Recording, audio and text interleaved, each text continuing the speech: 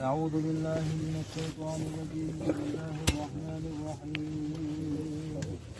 زعم الذين كفروا أن لن يبعثوا قل بلى وربي لتبعثن ثم لتنبؤن بما عملتم وذلك على الله يسير. الحمد لله الذي هدانا للإسلام وشرفنا برسوله عليه أفضل الصلاة والسلام. ثم السلام عليك يا عبد الله ابن أمة الله الكريم.